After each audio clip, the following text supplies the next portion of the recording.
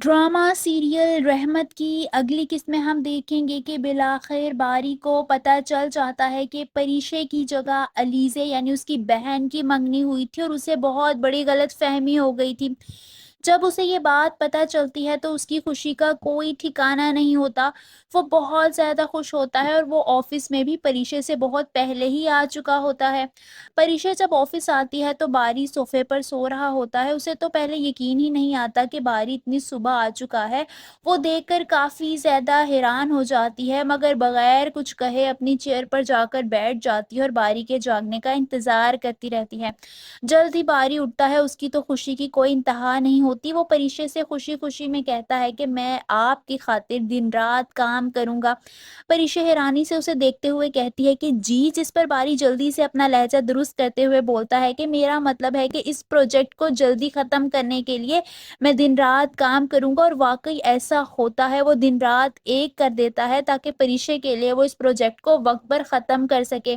یہاں تک کہ وہ پریشے سے اپنے رویے کی معافی مانگتے ہوئے کہتا ہے کہ پریشے میں واقعی بہت زیادہ شرمندہ ہوں، مجھے ایسا نہیں کرنا چاہیے تھا، میں آپ سے معافی مانگنا چاہ رہا تھا، میں آپ کو سوری کہنا چاہ رہا تھا۔ پریشا تو پہلے سوچتی ہے کہ یہ باری کو اچانک سے کیا ہو گیا ہے۔ وہ اس بات سے لا علم ہوتی ہے کہ باری کو دراصل غلط فہمی ہوئی تھی۔ وہ بھی کچھ دیر سوچتی ہے اور پھر باری کو معاف کر دیتی ہے۔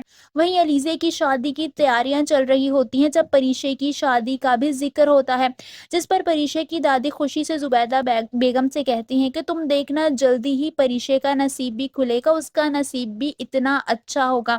وہیں عنایہ اب پریشے کے خلاف سازش کر رہی ہوتی ہے۔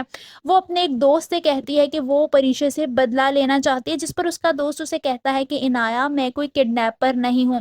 عنایہ اسے کہتی ہے کہ میں تمہیں کسی کو کڈنیپ کرنے کا نہیں کہہ رہی، میں بس چاہتی ہوں کہ تم پریشے کی کچھ تصویریں لے لو، میں چاہتی ہوں کہ میں پریشے کو باری کی نظروں میں گرا سکوں، یعنی اس کا کردار خراب کر سکوں۔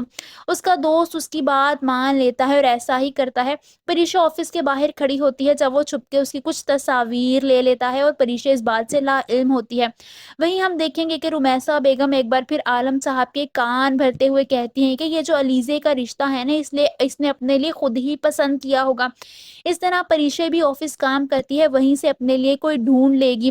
یہ سب کو سن کر عالم صاحب کو اپنی بیٹیوں پر بہت غصہ آ رہا ہوتا ہے اور وہ ان سے مزید بدظن ہو جاتے ہیں۔ وہیں ہم دیکھیں گے کہ پریشا آفس جا رہی ہوتی ہے جب اس کی باری سے ٹکر ہو جاتی ہے۔ وہ غصے سے باری کو پیچھے کرتی ہے، جس پر باری مسکرانے لگتا ہے اور کہتا ہے کہ آج تم بالکل ویسے لگی ہو جیسے پہلے پریشا سے میری ملاقات ہوئی تھی۔ پریشا خاموش ہو جاتی ہے۔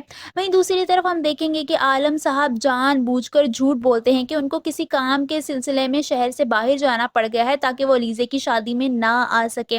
ان کی والدہ ان کو فون کرتے ہوئے کہتی ہیں کہ عالم، شادی میں تو تمہیں ضرور آنا ہوگا، لوگ کیا کہیں گے؟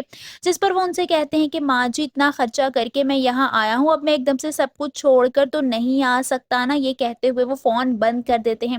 وہیں منال باری کی طرف سے اپنے والد کو سمجھاتے ہوئے کہتی ہے کہ ہمارا باری بہت سمجھدار ہے، وہ اپنے لیے کوئی بھی غلط فیصلہ نہیں لے گا، بلکہ غلط فیصلہ تو ہم نے اس کے ساتھ کیا تھا، ہم نے اس کی عنایت سے انگیجمنٹ کروا کر۔